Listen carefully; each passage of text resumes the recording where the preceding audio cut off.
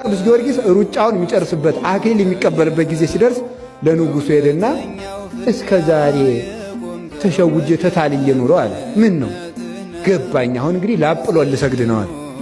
ልሰግድ ነው? አዎ ልሰግድ ነው። ና በል ራስህን ልሳምህ አለ።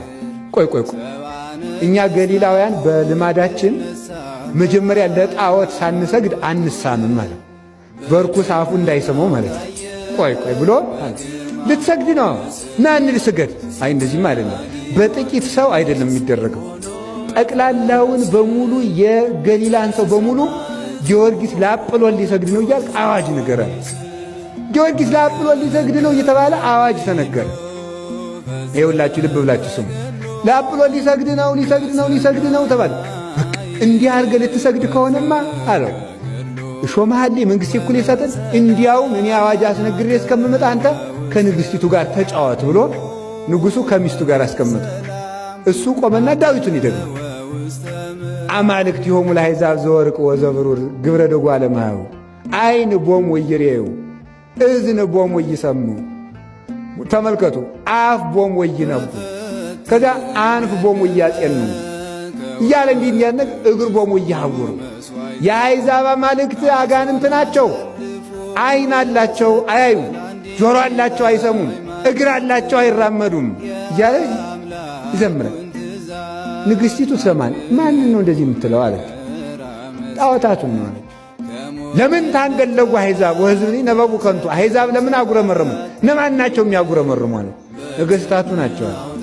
እዚህ በኋላ ልቧ ተሰበረና እኔም ክርስቲያን መሆን እፈልጋለሁ አለች። ይሄ ነዋ ክርስቲያን። ንግሥቲቱን ራሷን ክርስቲያን አደረገ። ከዚያ በኋላ ክርስቲያን ሆነች።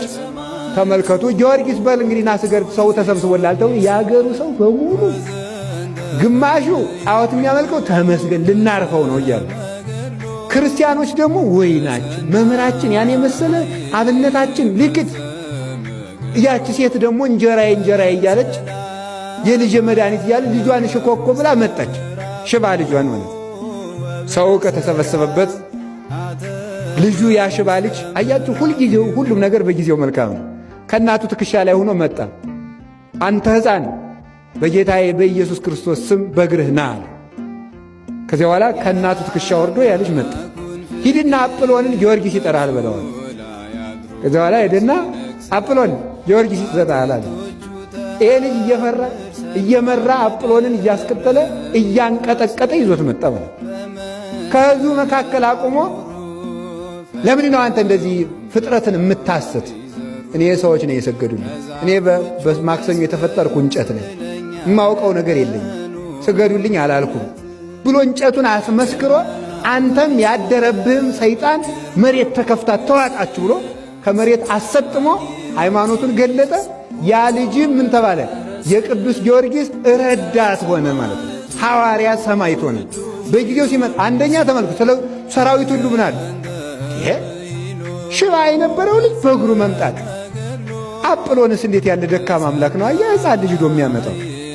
ለእሱ አንሰግድም እንግዲህ ለጊዮርጊስ አምላክ ነው የምንሰግድ። እንደገና ደግሞ ራሱን ማዳን ያቃት አንድ ሕፃን ልጅ ጠርቶ የሚያመጣው ነው እንዲህ አምላክ። በዚያውስ ላይ ደግሞ ለራሱ ያልሆነ ብለው በዚያ የተሰበሰቡት ሁሉ ክርስቲያን ሆነው ተጠመቁ። ሁሉም ነገር ለመልካም ይሆናል። እግዚአብሔር ምንጊዜም ትክክል ነው የሚባለው ለዚህ ነበረ። የዚያች ሴት ሃይማኖትም ተፈትኖ ነበር። ልጄን አድነህ ሲያበቃ አንተም ፈርተህ ልትክር ነው ብላ ነበረ። በጊዜው ግን መልካሙን ነገር ገለጠ። እግዚአብሔር በጊዜው መልካሙን ነገር ይግለጥልን። ሰማይቱ መጣና ታደጋት፣ ጸሎቷን ሰማና ጊዮርጊስ ሆይ ብለን ስንጠራው ቅዱስ ስምህን በፈረስህ መጥተው ጎብኘን ካለም ዘንዱ አድነን።